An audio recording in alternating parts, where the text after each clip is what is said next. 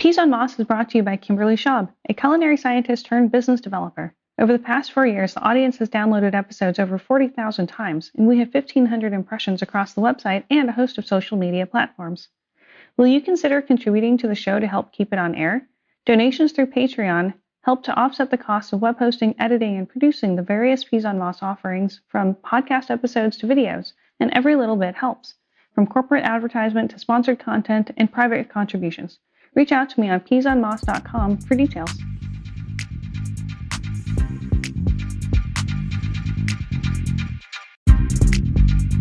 Hey Peas on Moss listeners, Kimberly Schaub here. Here's a throwback to the older style of doing an origin story interview with a food industry leader. I'm really excited to bring you Chef Nathan Schomers of ADM, our potentially farthest flung RCA hustler under 40 and co-chair of the European region chapter of the RCA. He's one of the first research chefs I met, and his warm smile just radiated across the crowded conference room. Do you remember crowded rooms? Chef Nathan Schomers, CRC, is a member of the global culinary team for Archer Daniels Midland. He's the executive research chef overseeing all culinary operations for the EMEAI region, encompassing European, Middle Eastern, African, and Indian markets. I found so much value in his story because his persistence to follow his path and dream helped minimize the detours in careers that are side steps to getting to our goals. He also highlights a few mentors and people who gave him chances, and you'll hear some familiar names of RCA leaders, including Chef Jeff Kuzminer and Dr. Michael Chang.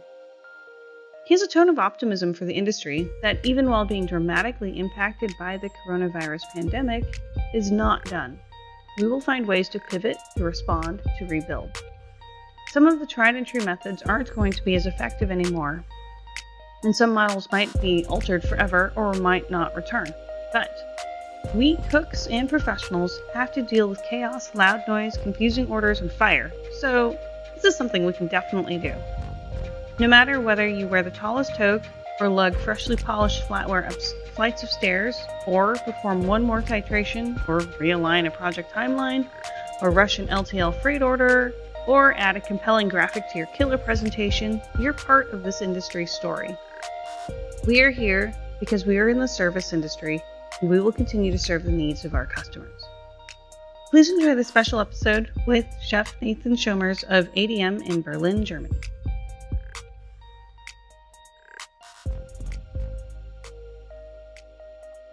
And I had opportunities for jobs. I had applied for 300 or 400 jobs over a 2-year period from 2008 when I graduated until 2010 when I finally took a job in the industry. And, I was accepted for jobs that, be the executive chef of this restaurant. And it's like, oh man, if I do that, I'm never going to go into this, food science track. That's really interesting that you said, you had executive chef opportunities, but if you took them, then it would take you off your pathway. And I think right now is a great time to talk about how you applied for 200 to 400 jobs, 300 or 400 jobs, just to get to where you needed to be or wanted to be. Because obviously we're going to be looking at that type of scenario again, with kind of post-COVID and restaurants taking a massive hit at the national levels. So it's not just, say, the food entrepreneur who's taking a hit. It's actually the big businesses. And I think that is very much telling of the time and how COVID has influenced the market. And I think that tenacity to set a course and stay the course is so important. Yeah. So, I graduated 2008. I had, opportunities to run restaurants. One of my former bosses offered me the role as executive chef of one of his new restaurants. And like I said, I just kind of knew that I was going to pour my whole life into that. And I wasn't going to keep looking into the food industry, which is where I really wanted to be. Food manufacturing, developing products, designing products, and I turned down that job and a few other positions in search of that. There were some weird odd jobs as well. Used car salesman. I don't know. the opportunity to be a realtor, work as a casino chef de partie, and on a track to to executive chef of one of the restaurants. Towards the end of towards the summer of 2010, I was getting pretty frustrated, and I got in my head I was going to go back to school again and just change everything. Was going to do a Spanish language degree and go teach overseas because that was something. I'd lived in Australia, and I always thought how cool it would be to go live in another country. So I kind of had this weird week in August of 2010. I'd shot Jeff Kuzminer an email maybe 9 months earlier because he was looking for an intern. And basically the email was like, hey man, like I'm not really looking for an internship, but if you have a full-time position or something, please keep me in mind. I'm like, if you give me a call, it'd be great to catch up. And, I never really heard back from him. He'd already kind of hired an intern at the time, and, he was looking for an intern, not a full-time position. But, so I was offered a position at Kansas City Marriott, which is one of the largest Marriott event centers in the Midwest. I was interviewing for a position there, and I was offered the position. And I got my acceptance letter from the University of Iowa for their Spanish language program. And Jeff calls me out of the blue and says, hey, are you still interested? He's like, it's only an internship, but if you come here and really kick butt for me, like I'll do everything I can to get you on full time. And I was like, okay. And so he's like, well, take the weekend and think about it. And he's like, try to find a place to live. And I was like, okay. And so I kind of had this decision, like I kind of had these three paths in front of me. And Marriott's a wonderful organization. And the University of Iowa is an excellent university. I decided to load up my Saturn with all my CDs and shoes and hats and drive to Newburyport, Massachusetts at the beginning of September in 2010 to take an internship at Green Corps USA under Jeff. And I don't know, that I think that like moment kind of cemented in my mind that like if you take these big risks, because that was probably the least safe choice maybe at the time, it seemed the least safe. It was certainly probably the least lucrative, other than maybe going back to school. But it was just kind of like I'm going to work for like dollars an hour for this internship in Massachusetts where I don't know anybody and I've never been before, for a guy that I've met twice. And he's great. He's one of those managers, one of those bosses, one of those mentors who just fully invests kind of in the next generation. I would say that he put me through product developer boot camp. We were a small product development team at a fresh prepared foods company. We were doing refrigerated, ready to eat products. We worked with a lot of grocery chains, doing private label. And really, like, even as an intern, I never felt like I was an intern,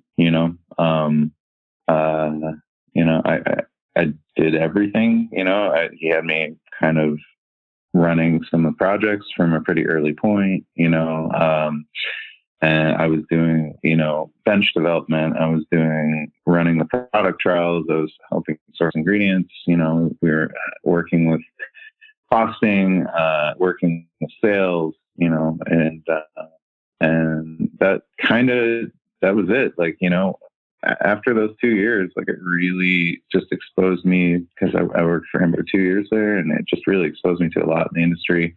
And like I always say, it was MPD boot camp, so. I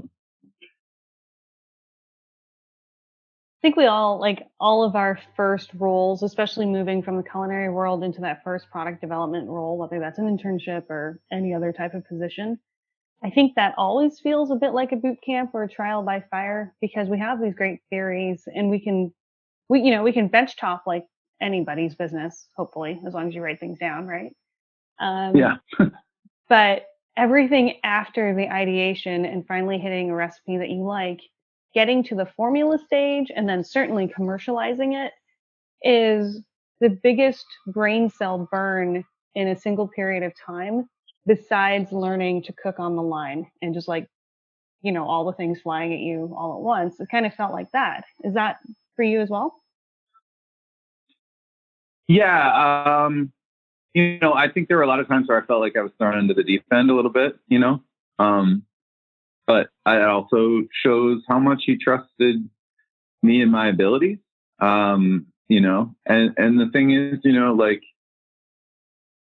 we're a team, so even though my projects are my own, as a product development team, nobody's there when it's managed well, which we were.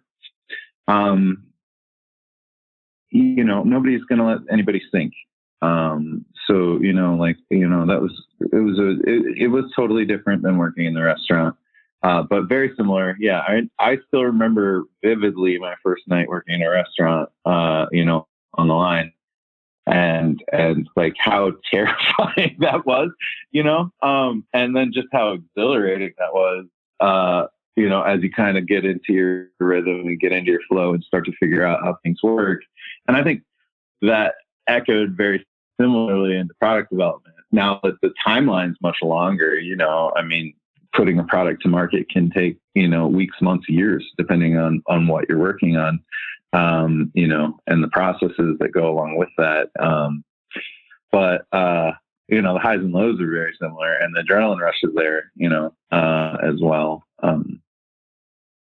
But yeah, it certainly can be extremely exhausting, mentally and even physically. I remember hauling pallets worth of pie crust, to a lab so that we could hand cut them so that they could fit into the packaging, because when we had purchased the initial samples, they were handmade from the company, for the trials. And then when they shipped them to us, they were machine cut. So they were just slightly too big. So, I remember we had an order for thousands of these, and we're they're hand cutting these, and it was the worst mise en place of my life, Oh my gosh. It's just one of those things where it's just sometimes you just have to dig in and make it work, and it doesn't change. I don't think, no matter what job you're at, we've all put in the long days, we've all put in the long hours, we've all, anybody who's done a product development, that has had to do any kind of production trials or any kind of product launches has, seen a manufacturing plant at ungodly hours that nobody should be awake for, and it's part of the pain of the job, but it's also kind of part of the fun, right? So, the troubleshooting and the oh gosh, I hope this works. Cross your fingers. We put months of work into this. We put, thousands of dollars, hundreds of hours of work into this. Let's go. So the thrill's still there for sure. So I hope you're not having to carry, thousands of pounds or pallets worth of product back and forth. But yeah, those are the stories that nobody really talks about, but we all have something like that. Although you definitely take the cake on the pie crust and hand cut packaging. But that is a great point when product samples come in, especially that packaging sample, make sure the dimensions are right and your product can actually fit in there and at the speed that's needed, right? Because there's one thing to have a package that fits and say there's too much room and then the contents of the package bang around inside and get damaged, or obviously if it's too small then you can't actually cram it in there. And then the speed or the throughput is something that I've had to learn to be smarter about, because we can't as easily replicate it on the bench, is understanding how fast the operation team needs to fill these containers and move on. And you can't have 300 people standing on a line hand packing certain products all the time. No, not at all. So I wanted to quickly kind of summarize the career lessons we've learned here, because through this whole conversation, we've talked a lot about how you've handled your career management. And what I heard through it is there's a mindset of setting a goal and having the tenacity to roll up your sleeves and put in the work to make it to your goal. And then I've also was hearing, again, with the rolling up your sleeves element, you took the steps that was necessary to get to the goal that you still had in mind, even with all of the distractions in front of you. Um, and those are two really big keys, I think, to your success. Is you set a goal because you had an idea of what it could look like, and then just took all of the steps that you needed to get there. And they took a really long time. Mm-hmm. When you were looking at the three options and Jeff Cosweiner said, take the weekend and think about it and then try find a place to stay, you started to say that taking the biggest risk and the least kind of stable looking option was Mm-hmm. that moment, that kind of watershed moment for you. Mm-hmm. Talk to me about that, the way that you kind of worked through that to decide, like, okay, how did you know that Jeff's option for you was the step to take that would move you towards Mm-hmm. your goals? Yeah. So for me, honestly, there was almost like a spiritual aspect to it. Honestly, like I just felt compelled, like that was what I needed to do, and it felt like the right choice. And I don't know how to describe that in like quantitative or qualitative terms, but just like to me, it was just like this, like all signs point to yes, that's what you need to do. And for a lot of the big decisions and big moves in my life, the decision to move to Massachusetts, the decision to move to Philadelphia, then following even the choice to come here to Berlin, those aren't like comfortable things to do, to like uproot an entire life and jump, and people do it all the time. You kind of need to in today's world. But not everybody's kind of willing to do that, I think. And like you said, I certainly have had more opportunities to leave places, for other jobs or other positions, other opportunities, but they didn't always kind of, I don't know, that like intuition or like, I don't know, faith or whatever, just didn't feel right. There was something off about the opportunity. There's something didn't quite sit right. So I guess kind of like trusting that gut feeling as well. And like I said, I attribute that like in big parts of my like personal faith, but like, I don't know. It just, to me, there's always like this X factor, something that just kind of felt right. And take that jump, take that leap, like I said, the universe is saying go, so hit the gas and do it. I think that's really important because what I heard from there is you have a really good handle on your identity and your skill sets.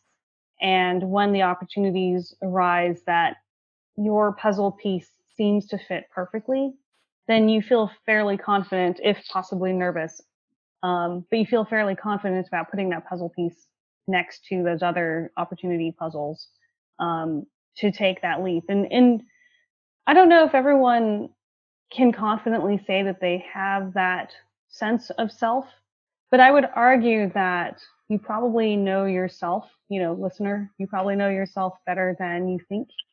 And you will get that little nagging feeling in the back of your mind if something is a great and good fit or if it's not.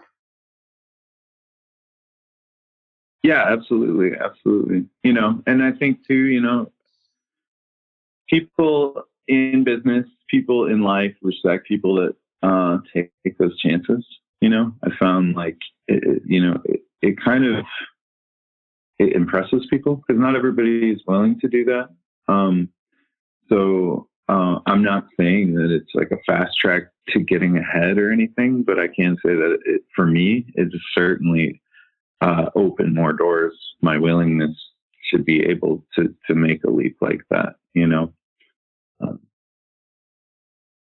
And you're arguably living that right now with having moved to Berlin with ADM and to build out a facility. I mean, the, starting a new segment in the business or deliberately bringing a different culture into a group can be really challenging. And I'm sure there have been moments where you have to earn buy-in from other people on the team. You have to show that the value you're bringing will expand the opportunities for everyone involved. And that can't be an easy thing, but I'm of the opinion that you're the best person for that. So, you got this. Congratulations. Keep it going. Don't let off the gas.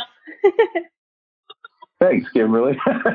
No, I agree though that that you do have to get the buy-in, and the difference here in Europe, I don't have the reputation that I have in the USA. And, I'm not saying I'm the most popular, most well-known, or the most highly regarded chef, product developer, or whatever in our industry, but, I've been involved in our industry for, the better part of, 10 or 15 years now. I've been a part of the Research Chefs Association, so I know a lot of people. I've worked on a lot of customer projects for different companies, and people. So I know I have a reputation that exists in the U.S. That here I have to build from scratch. There's the people that hired me, that brought me over. The advocates for that, of course, knew me. But, the rest of my colleagues, I have to prove myself to our customers. I have to prove myself to, the industry here. That's something that, so essentially, I'm kind of starting at zero on a lot of ways here in Europe. So. Well, and speaking of starting at zero in Europe and building a reputation, I know that you've recently taken on an additional responsibility for the Research Chefs Association. Can you tell us what in the world you're doing right now? Yeah. So earlier last year, Justin Camping, the current president, and Jessica Goldstein reached out to me, and they said, "Hey, there's a gentleman here who works for Cargill who is interested in also building out the Research Chefs Association."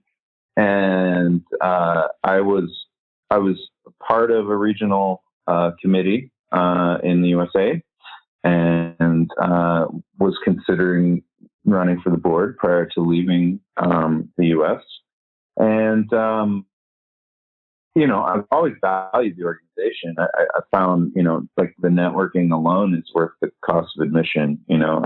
I've had so many opportunities, professionally and personally, and for creating new business for companies I've worked for through the organization. And ADM being a big sponsor as well, I had the backing for my company, and the buy-in there. And so they were like, "Hey, would you be interested in working with Dimitros and helping to build out a European region?"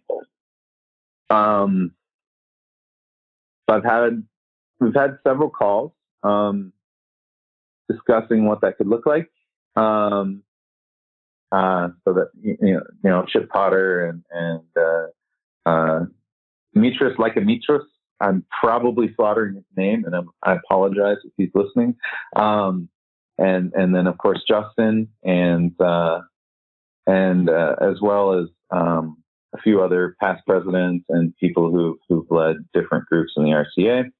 And so currently, right now, it's identifying immediately achievable goals, to start building that here. So whether that's other organizations we can partner with, whether that's schools that we can pipelines through, even just as simple as putting a logo on my kitchen door, so when you come through Berlin, you see RCA and maybe you stop and say, "Hey, what is this?" I have the CRC on my jacket, ordered some patches to sew onto my coats, but building that out and building that, I think it's important. I think it's important to further the industry. with the whole purpose of culinology. I think the discipline of culinology, I think it only makes this industry better. I think blending that culinary technology and business lens into one focus, I think, it just makes product developers better. It just makes product development chefs better. So, I would like to see an event, things being what they are right now. I can't say with any certainty whether that'll happen in the next year. I don't know. But both of us are committed to seeing this grow. Perhaps we do a virtual event similar to, the Powered Up, which just finished, which, we also participated in.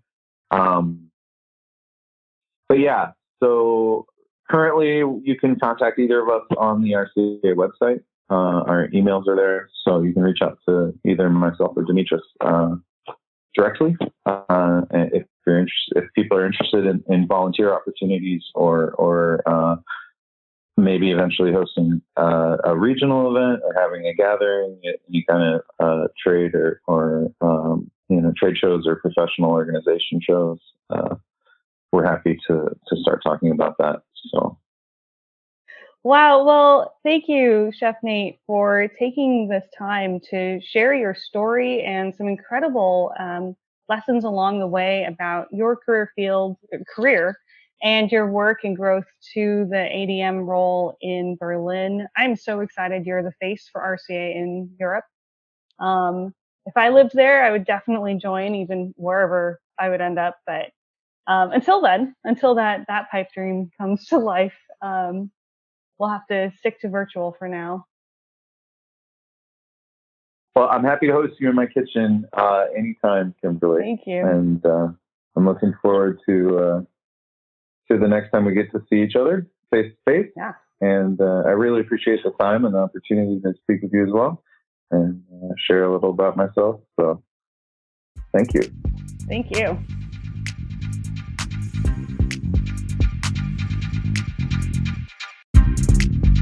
I'm so proud to have presented this interview with Chef Nathan. What really sticks out to me is that Nathan got real about his goals as they formed, and then he stuck to them, knowing in his core the path that he wanted to take. This persistence saw him through several years of detours, but he kept applying, kept honing his craft, and kept seeking those connections. As the co-founder of the RCA European region, now Nathan is bringing our association to the research chefs of Europe, and I can't think of a better representative of the RCA there. It's going to be a long journey, especially now in pandemic and hopefully post-pandemic days, but resilience and persistence are both part of Nathan's superpower portfolio. Thank you to Archer Daniels Midland for enabling this cross-Atlantic conversation. ADM's global mission is to unlock the power of nature, providing access to nutrition worldwide. With industry advancing innovations, a complete portfolio of ingredients and solutions to meet any taste, and a commitment to sustainability, ADM gives customers an edge in solving the nutritional challenges of today and tomorrow. The breadth, depth, insights, facilities, and logistical expertise give ADM unparalleled capabilities to meet the needs for food, beverages, health and wellness, and more. From the seed of an idea to the outcome of a solution, ADM strives to enrich the quality of life the world over. Learn more at adm.com. Thank you for tuning into this special episode and for continuing to support the Peas on Moss podcast. I'm not sure what 2021 will continue to bring, but I'm definitely here to continue sharing stories and insights.